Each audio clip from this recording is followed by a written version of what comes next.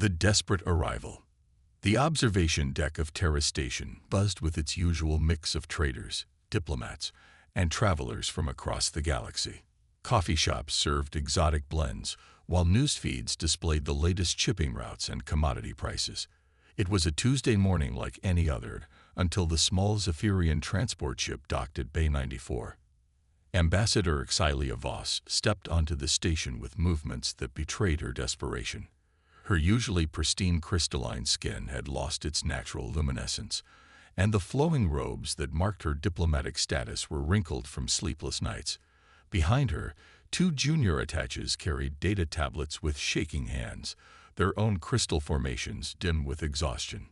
The human customs officer, Lieutenant Brooks, barely glanced up from his scanner until he saw Xylia's credentials. Zephyrians rarely visited human space, preferring their quiet trading posts in the Outer Rim territories. Purpose of visit? He asked routinely. Emergency diplomatic contact.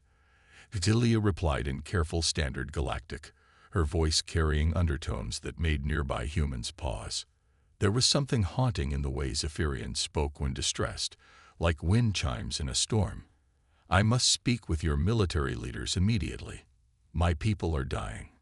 Within an hour, Xylia found herself in a secure conference room deep within Terra Station's command center. Across from her sat Admiral Sarah Chen, a woman whose reputation for strategic thinking had earned respect throughout human space. The Admiral poured tea from a ceramic pot, studying the alien diplomat with sharp eyes that had seen enough interstellar politics to recognize genuine desperation. So tell me, Ambassador, Admiral Chen said, settling into her chair, what brings a Zephyrian delegate all the way to human territory? Your people usually prefer to handle problems through peaceful negotiation. Xylia activated a holographic display that filled the room with star charts. Red warning markers spread across multiple systems like a disease, while blue dots showing Zephyrian colonies shrank with each update. The display painted a picture of systematic destruction that made the Admiral's expression harden. Admiral, my civilization faces extinction, Xylia began, her crystalline features reflecting the red warning lights. The Krillix horde has declared war on the Zephyrian Union. They claim we interfered with their expansion rights, but the truth is simpler. They want our worlds, our resources, and our people as slaves. Admiral Chen leaned forward, studying the tactical display. The Krillix territory appeared as an angry orange mass consuming everything in its path. The Zephyrian systems looked like tiny islands about to be swallowed by a tsunami. How many Krillix ships are we discussing? Over 2,000 vessels. Xylia's voice cracked slightly. Their fleet includes dreadnoughts the size of our cities. They have conquered 83 species in the past 2 centuries. My people have perhaps 200 ships, mostly medical vessels, and cargo transports with minimal defensive capabilities. The Admiral nodded grimly. Human intelligence files contained disturbing reports about the Krillix horde. They were known for their brutality, using captured populations as slave labor before eventually working them to death.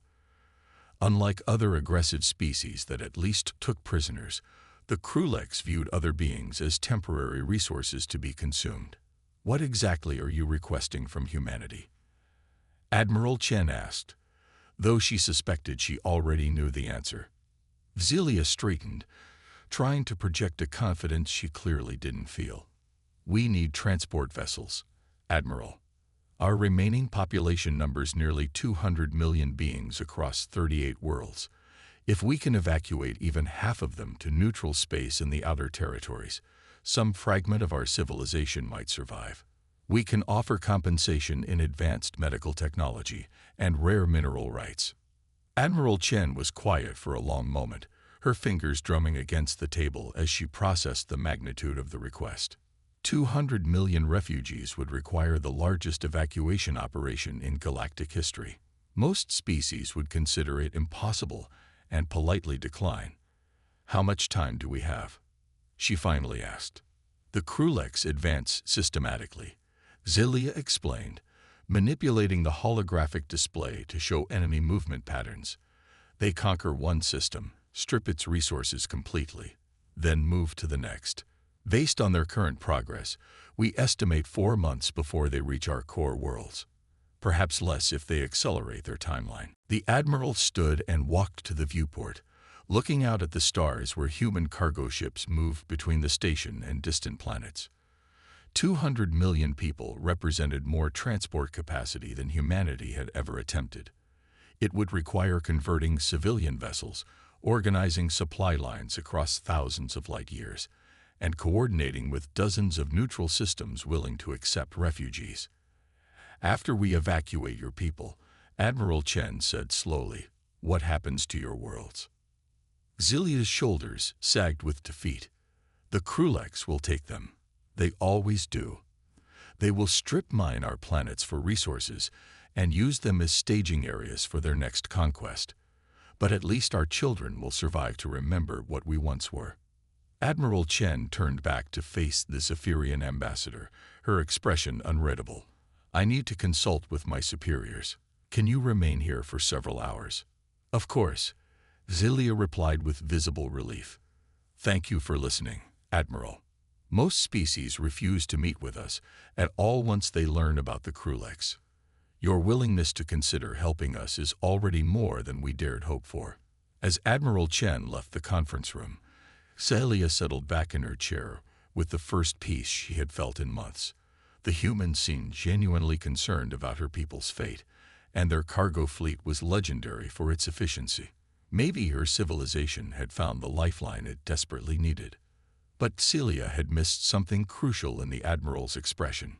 It wasn't the look of someone planning a massive evacuation.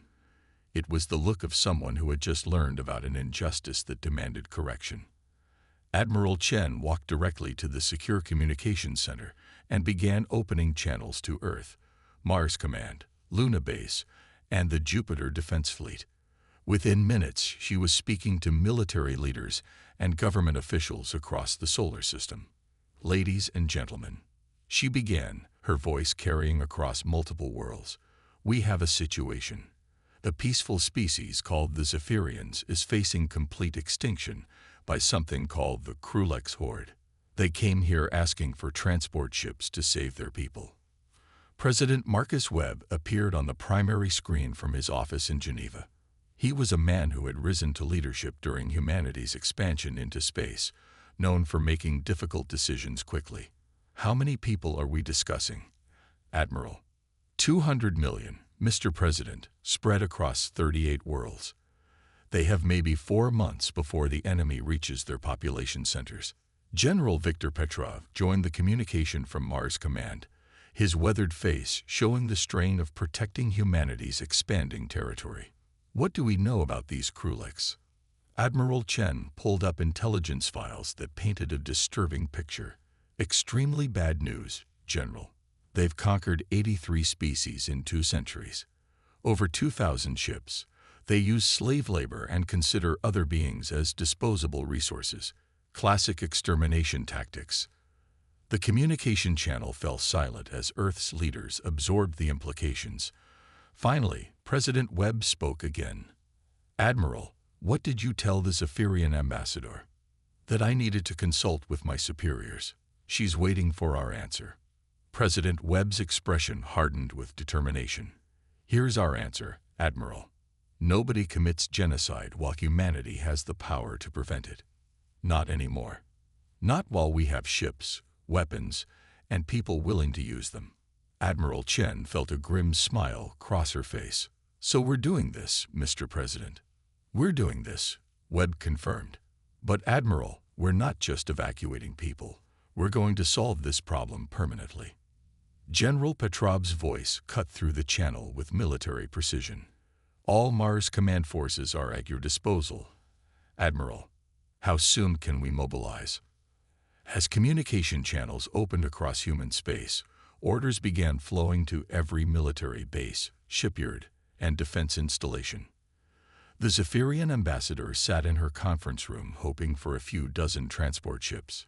She had no idea that humanity was about to mobilize the largest military fleet in its history. Within hours of Admiral Chen's emergency communications, every major population center in human space buzzed with unprecedented activity. In Earth's orbital shipyards, civilian cargo vessels underwent rapid conversion to military transports. On Mars, weapons factories shifted to around-the-clock production schedules. Luna Base activated reserve fleets that hadn't seen service in decades. Dr. James Park, humanity's leading expert on xenological warfare, found himself suddenly appointed as chief strategic consultant for what military planners were already calling Operation Zephyr Shield. Reviewing intelligence files on Krillix tactics, he noticed something that made him smile coldly. "They've never lost a battle," he observed to his research team. 2,000 ships, 83 conquered species, and not a single defeat in their history. They've become predictable. His assistant, Commander Lisa Jong, pulled up Krillix battle formations on the holographic display. They use overwhelming force and intimidation tactics. Most species surrender after seeing their fleet size. "Exactly," Dr. Park replied, already formulating plans that would have shocked traditional military strategists. "They've never fought anyone who refuses to be intimidated. They've certainly never fought humans." Throughout the solar system, something unprecedented was happening. Volunteer crews stepped forward to crew additional ships. Civilian contractors offered their vessels for military conversion. Mining operations in the asteroid belt shifted overnight to extracting materials for weapon production. Captain Elena Rodriguez, commander of the experimental destroyer Prometheus, received orders that made her read twice to ensure she understood correctly. Her ship would leave the advance fleet to Zephyrian space, not to begin evacuation operations, but to engage Krillix forces directly. "Ma'am," her communications officer reported, "we're receiving volunteer applications from across the fleet. Everyone wants to be part of the first wave." Captain Rodriguez studied the tactical plans Dr. Park's team had developed. They were unlike anything in standard military doctrine, incorporating psychological warfare, adaptive tactics, and what could only be described as controlled chaos. "Tell the volunteers they'll get their chance," she replied. "All of them." Meanwhile, back on Terra Station, Ambassador Xilia received an urgent message from her government. Krillix forces had accelerated their timeline and were now only 3 months away from Zephyrian core worlds. The situation had become even more desperate. She was preparing to deliver this terrible news to Admiral Chen when the human officer returned to the conference room. The Admiral's expression was calm but carried an undertone that Celia couldn't quite interpret. "Ambassador," Admiral Chen began, "humanity has made its decision regarding your request for assistance." Celia held her breath, hoping against hope that the humans could provide even a fraction of the transport capacity her people needed. "We're sending our entire fleet." Celia stared at her, certain she had misunderstood. "I'm sorry, Admiral. Your entire cargo fleet?" "No, Ambassador. Our entire military fleet, 374 warships, plus support vessels and colony ships. We're not evacuating your people, Xylia. We're liberating them." The Zephyrian ambassador's crystalline features went completely dark with shock. "Admiral, I think there's been a misunderstanding. We cannot afford military intervention. We only asked for transport assistance." Admiral Chen sat down across from her, her expression serious but not unkind. "Ambassador, let me explain something about humans. When someone asks us for help against bullies who commit genocide, we don't just move the victims. We stop the bullies. Permanently." As the first human warships began their journey toward Zephyrian space, Ambassador Xilia sent an emergency message to her government that would change galactic history. "The humans are coming. All of them. We asked for evacuation ships, and they're sending an entire war fleet. I believe we may have just witnessed the awakening of something the galaxy has never seen before." The message proved to be both accurate and a vast understatement. Humanity was about to demonstrate that some things were worth fighting for, regardless of the odds. The Krillix horde, who had never faced defeat, were about to learn what happened when humans decided that genocide was unacceptable. The age of human intervention in galactic affairs was beginning, and it would start with a simple question that would echo across the stars. What happens when you ask humans to help stop an injustice? The answer, as the Krillix would soon discover, was far more than anyone expected. The human response. 3 weeks after departing from human space, the advanced fleet of 75 warships dropped out of hyperspace at the edge of the Zephyrine system of Kethera Prime. Captain Elena Rodriguez stood on the bridge of the destroyer Prometheus, watching her tactical display as human vessels formed into what appeared to be a chaotic formation, but was actually a carefully planned psychological operation. "Ma'am," reported Lieutenant Commander Sarah Kim from the communications station, "we're receiving a transmission from the planet. It's from the local Zephyrine Defense Command." "Put it through," Rodriguez ordered, studying the sensor readings that showed a massive Krillix fleet positioned near the system's largest moon. A desperate voice filled the bridge, crackling with interference from damaged relay stations. "Unknown vessels, this is Commander Thys of the Ketheran Defense Fleet. Please identify yourselves immediately. We are under siege by Krillix forces and cannot guarantee your safety. If you are civilians, you must leave this system immediately." Captain Rodriguez activated her response channel, her voice calm and professional despite the adrenaline coursing through her veins. "Commander Thys, this is Captain Elena Rodriguez of the Earth vessel Prometheus. We are here to help. What is your current tactical situation?" There was a long pause filled with static before Thys replied, his voice filled with disbelief. "Did you say Earth? The humans? But how did you travel so far? And why are there so many ships? We count 75 vessels in your formation." "We'll explain later, Commander. Right now we need to know about the Krillix. Where are they, and what are their numbers?" Commander Thys's response painted a grim picture. A Krillix battle fleet holds position near Kethera's outer moon. 120 ships, including 3 dreadnoughts. They have been systematically destroying our orbital defenses for 6 days. We have lost most of our satellites and defense platforms. They are preparing for ground invasion within hours. Captain Rodriguez studied her tactical display where the Krillix fleet arranged itself in a perfect geometric formation. Their massive dreadnoughts formed the center, surrounded by concentric rings of cruisers and destroyers. It was textbook military positioning designed to maximize firepower and intimidate enemies through sheer visual impact. "Ma'am," her tactical officer Lieutenant Torres reported, "the Krillix fleet is moving. They've detected us and are approaching in attack formation. They're broadcasting surrender demands on all frequencies." Rodriguez smiled grimly as she opened a channel to all human ships. 75 ship captains appeared on her screen, their faces showing a mixture of determination and barely controlled excitement. These were career officers who had trained for this moment, but never experienced real combat against an alien enemy. "Ladies and gentlemen," Rodriguez began, "intelligence reports indicate the Krillix have never lost a battle. They use superior numbers and overwhelming firepower to crush their enemies. They expect us to either flee immediately or surrender when we see their fleet strength." Captain Marcus Webb of the cruiser Defiant spoke up from his bridge. "What are our orders, Mom?" "We're going to do something they've never experienced," Rodriguez replied. "We're going to fight them using human tactics.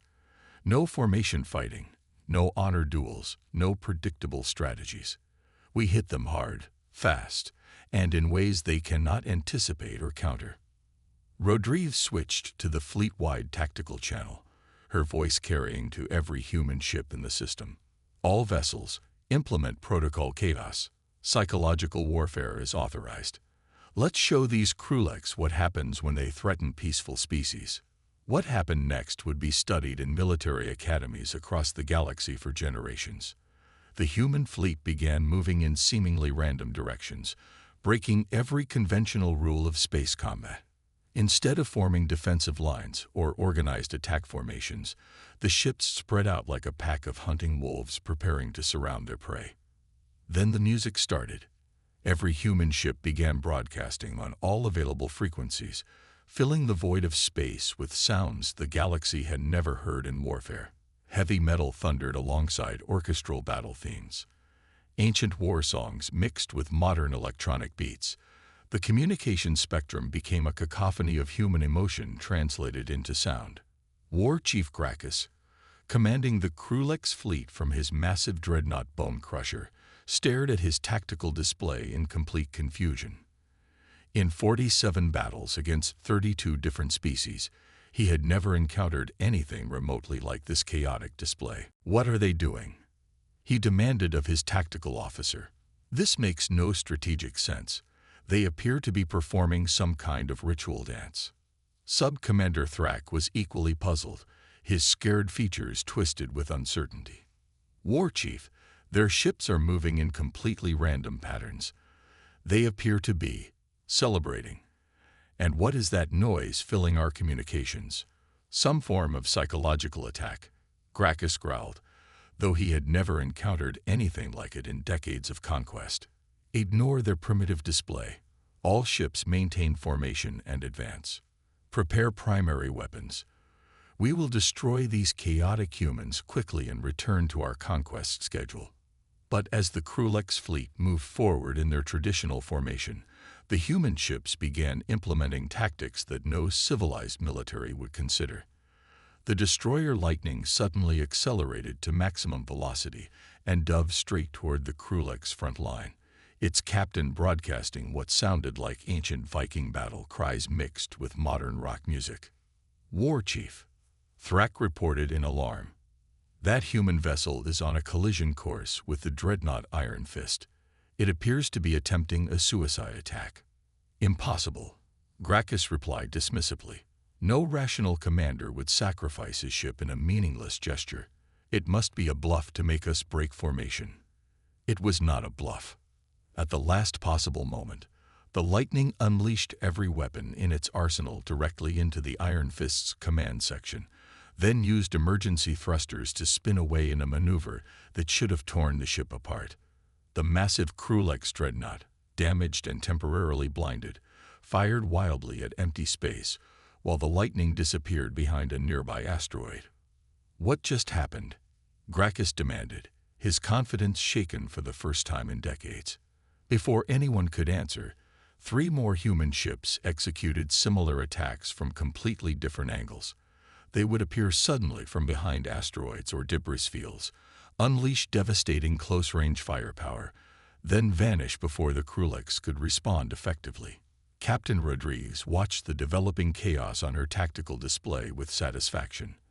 "All ships, continue hit-and-run attacks. Target their communications arrays and weapon control systems. Make them blind and confused." The carefully planned Krillix formation began falling apart as ships tried to track multiple fast-moving human vessels simultaneously. Their heavy weapons, designed for long-range bombardment of static targets, could not track enemies that refused to maintain predictable courses. "Ma'am," Lieutenant Kim reported excitedly, "we're getting battle reports from across the fleet. The destroyer Phoenix just disabled a Krillix cruiser by ramming its bridge section. The frigate Revenge is using mining charges as improvised missiles."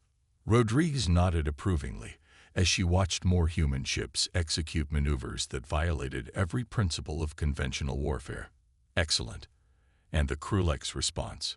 "They're trying to regroup, but their formation is completely broken. They appear confused and increasingly desperate." On the Krillix flagship, War Chief Gracchus was indeed both confused and desperate. His officers shouted conflicting reports as human ships appeared and disappeared like ghosts, striking hard and vanishing before retaliation was possible. "War Chief, we have lost 12 ships," Thrak reported, his voice tight with disbelief. "The humans are using weapons and tactics not found in any military database. They fight like savages." "How many humans have we destroyed?" Gracchus demanded. "None, sir. We cannot achieve target locks. They move too quickly and unpredictably. Our weapons are designed for conventional fleet engagements, not this chaos." For the first time in his military career, War Chief Gracchus felt something he had never experienced: genuine uncertainty. His fleet still outnumbered the humans significantly, but numbers meant nothing if he could not bring his superior firepower to bear effectively. "Sir," his communications officer interrupted, "we are receiving a transmission from the human fleet." "Put it through," Gracchus ordered, hoping to regain some psychological advantage through negotiation.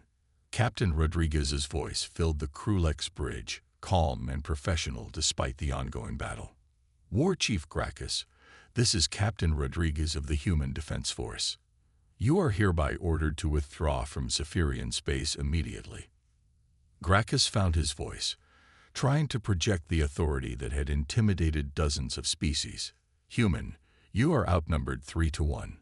Surrender now, and we may allow some of you to survive as slaves." Rodriguez's response was not what Gracchus expected. The human captain laughed, a sound that somehow conveyed both amusement and deadly threat.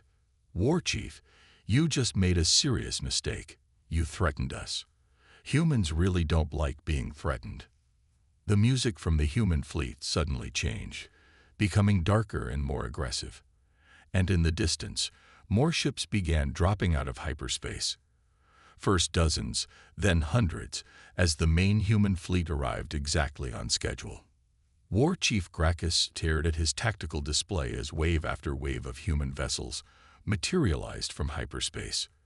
What had started as 75 ships became 300, then 400. The numbers kept climbing as humanity's full military might deployed in perfect coordination.